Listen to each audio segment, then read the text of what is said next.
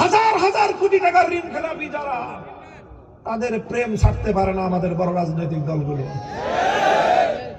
যতই বলেন ওনাদের সাথে ওনাদের আত্মার প্রীতের সম্পর্ক, কারণ সরে সরে মাসতুতো ভাই,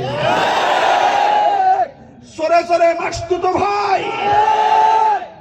বড় বড় রাজনৈতিক দলগুলো ভাবসাব দেখায় এমন, তাদেরকে মাইনাস করে বাংলাদেশে কিছুই হবে না। আমি জানতে চাই, জুলাই বিপ্লব হয়েছে, কোন বড় রাজনৈতিক দলের প্রয়োজন হয় নাই। বিপ্লব হয়েছে, বড় কোন রাজনৈতিক নেতার প্রয়োজন হয় নাই। বাংলার তামাম ছাত্র জনতা রক্ত দিয়ে, জীবন দিয়ে বিপ্লব এনেছে। বাংলার মানুষের ঘরে ঘরে তারা স্বাধীনতার অধিকার ফিরিয়ে দিয়েছে। নারে তাকবীর! ইনশাআল্লাহ এইভাবে এই জুলাই যোদ্ধারা প্রমাণ করেছে এবং এদেশের মানুষকে নতুন করে স্বপ্ন দেখতে শিখিয়েছে।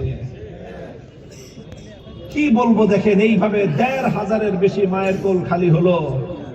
একটা প্রাণের কত দাম, একটা জীবনের কত মূল্য, সন্তানহারা মাকে গিয়ে জিজ্ঞাসা করেন।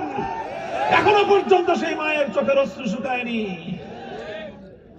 আর ৩০,০০০-এর বেশি জুলাই যোদ্ধা হতো, জুলাই যোদ্ধারা কেউ বুকের মধ্যে বুলেট নিয়ে এখনো, কেউ মাথার মধ্যে বুলেট নিয়ে, কেউ চোখের মধ্যে বুলেট নিয়ে এখনো তারা ধুকে ধুকে জীবন দিন গুজরান করতেছে।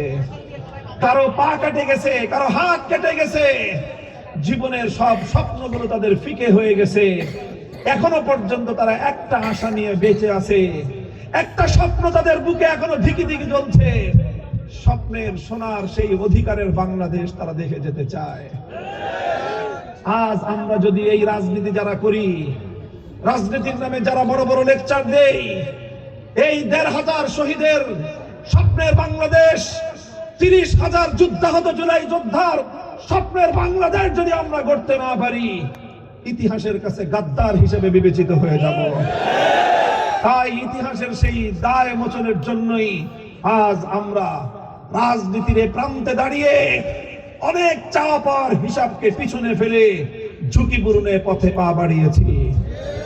আমাদের কথা একটাই, শরীফ ওসমান হাদিরা যদি ইনসাফের জন্য জীবন কোরবান দিতে পারে, যারা ভেবেছে শরীফ ওসমান হাদিদের মৃত্যুর মধ্য দিয়ে ইনসাফের লড়াই খতম হয়ে গিয়েছে, তারা বোকার স্বর্গে বসবাস করে। ওসমান হাদির রক্ত বাংলার প্রতিটি জনপদে ইনসাফের ওসমান হাদি জন্ম দিয়েছে।